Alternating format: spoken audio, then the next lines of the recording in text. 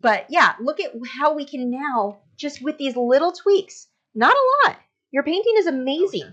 Okay, so the main thing, and this is going to be the easiest thing, is we need to create depth in this. So we've got a few things. One of the things that I like to do when I do ocean life is I make fish in the foreground much larger, make a few of them at the, up front to create depth, because right now every single one of these is about the same, like they're all the same distance away, which makes sense because you got your reference photos all probably about the same distance away, but everything is about the same. Now there are some tricks we can do to this to help with that, but besides that, everything, all the coral, all the fish, like you've got all these cute little anthias in the background, their dimensions compared to what the yellow tang would be, compared to all, like they're all the same. Actually, the clownfish are really big. The only thing in here where the dimension would be off, the clownfish are too big for how that would make in real life if they were compared to where everything is localized. That would make them that big, and clownfish are really like that big. So that would be the only thing that's a little bit different. But like all of these fish are in scale to each other if they were all at the same distance from the viewer. So that's going to be my first complaint. Make sure that stuff that is up close is much bigger. Be aware of that. Right now, all of these, including the sea turtles, feel about the same distance from the viewer. That's the first thing that grabs my attention. These two, the sea turtles, look so phenomenal. My God, you did a good job here. So I love all the shading you did on the coral. I like that you've got more detail on the stuff up front. But I mean, as we get back, like the coral that's behind the turtle up here, I don't know what they kind of look like, zoas or mushrooms, in which case if they were that far back, you're not going to see anything more than like distant sponge kind of look like what you've got here. But the easiest way, now this here, these guys in the distance, the little hint at the shadows of fish, perfect. Oh my gosh, that is exactly what you need. Stuff like that in the background that fades out. But the easiest way to start making, to give this piece a little bit of depth, we're going to new layer. So all we need to do, I actually like so much about this. But all we're going to do, this is so easy, is we're going to take the opacity way the heck down.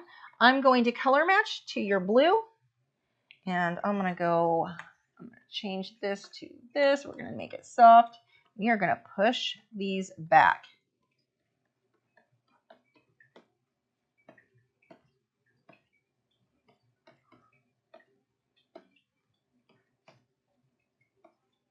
And anywhere where I don't want, I can come through and erase. Maybe you're a little bit up close.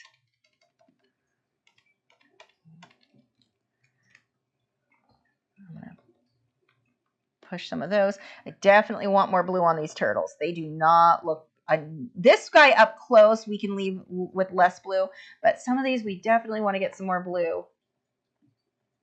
Make them look like they're out there in the water and not just stuck on the water, if that makes sense. Because that's one of the things that when, I know this was one of my biggest things when I first started with marine life, everything underwater, it was the same. Like if we look at a photo of a fish, you're going to see definite whites. You're going to see definite, like those colors are too pure. We want them to look like they're in the water, so everything needs to have that blue tint, whether it be on their bellies or what. But like here, let's say these fish. Let's add a little bit of shading on his belly. Let's pull some of these blues, some of these shadows, start making them feel like they're in the water. Now I'm making them a little bit not shaped right, but you know, you get the idea. These guys, these hippo tangs here are so tiny. So you've actually got it to where, like, let's go with the hippo tang. So again, what people think of as dory, and then the clownfish. Clownfish full size, right about there. Hippo tang full size, right about here. We've got the reverse happening, where up close is little, and that's what the clownfish size would be, whereas in the background, the hippo tang. So, you know, that's what I'm talking about with the size. You've just got to kind of watch that. And we're going to push a lot of this so they feel like they're in the water. I'm even going to let's pull some of these a little bit darker. We can still have some nice contrast in here. I don't want to make it look too foggy.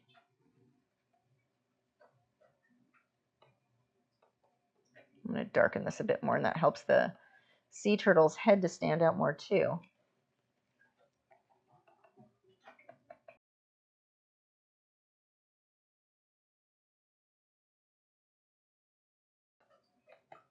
See how I'm just doing a little bit more shading on some of these? I'm just coming through and making a little bit more. I like that you've got this yellow tang up front facing the viewer. That's nice. Now, this isn't very big either. Yeah, 18 by 24 for this much detail. That's kind of on the small side. If I'm going to do something with this much detail, I'm probably going to go more like 30 by 40 inches. If I want something that's like, that's a lot. This was a big ask for you to get that much detail. So you did a wonderful job. I typically, if I'm going to do something that big, like I go big. I mean, just to give you an idea, ocean size. Okay, this isn't the one that I was looking for, but we'll use it. This one, do I even have? This one was a 24 by 30 inch. And that's not even that much detail.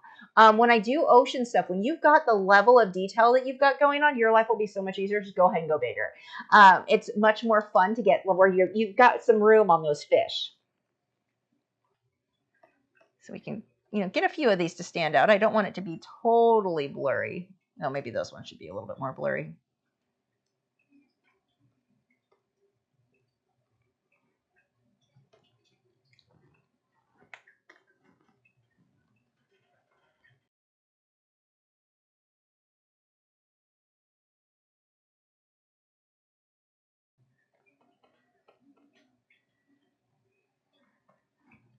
So I'm just pushing some of this back. Let's bump the opacity a bit more.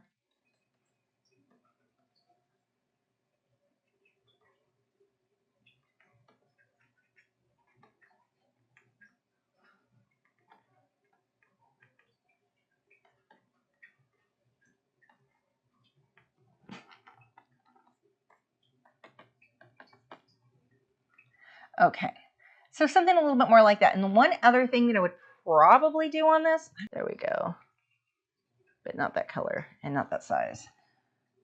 And turn it down. Yeah, that one's actually really good. But look at the difference then. Okay, let's put the opacity up a bit. We can get a few rays of light coming down. Look at how much that adds too.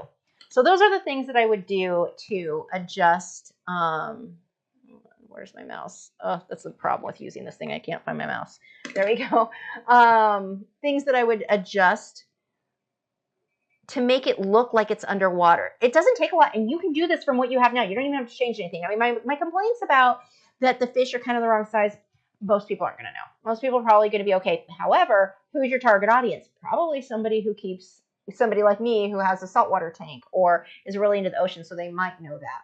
But yeah, look at how we can now, just with these little tweaks, not a lot. Your painting is amazing. But look at how we can be like, oh, it's in water and we've got all of this depth. And it wasn't that much that I did. This, if you've got an airbrush, I would do almost all of this with an airbrush because it's easier. But if not, you're just going to be glazing. Glaze the color to push some of this back so that it looks like you're looking deep into the water. So yeah, it really does not take much. But those little tweaks go from, and this is the problem that a lot of people have. This is the problem that I had when I first started painting. This is way before the internet. I had a book. I actually still have it. It's in my studio. I found it recently. It is falling apart. But it was different fish from, I forget which area. It was like a field guide. Every single fish, well, they're taken with like bright colors, like it would be in an aquarium. The colors are perfectly clear. You're not seeing them at a distance. So you're not seeing those blues and those hazy tones that make them look like they're in the water. So this is where you have to take those photos and make that change. If you go through and look at all of my, like really look through all of the marine life that I've done, Lachri.com, I think most of it's on it. Well, yeah, if you go through I do have some ocean stuff on there, but if you go through the ocean stuff, notice how the stuff in the distance, it's the same color as what the background water is. And there's, again, lachri.com/gallery, and you can see all of that within all of the ocean stuff. And it just pushes anything that's underwater. It will push it and feel like it's underwater, because if you don't do that, it feels like they're not underwater. It feels almost like being in an empty fish tank with no water. Like you've got all the elements, you've got the coral, you've got the fish, but there's no water there. We need the water, so we want to push those blue colors on what's in the distance. You started it because you do have some back here. I lost my mouse again. You've got these back here, but even with all the stuff in the foreground, all of this is too bright. It's the same. The further back you go, the more blue or the more whatever your background color is, it needs to adjust to in order to get that depth. Because this is the same as painting a landscape. So every rule that you know on a landscape to make things fade out, you're kind of doing that, but now with a blue haze. So there we go. But really well done.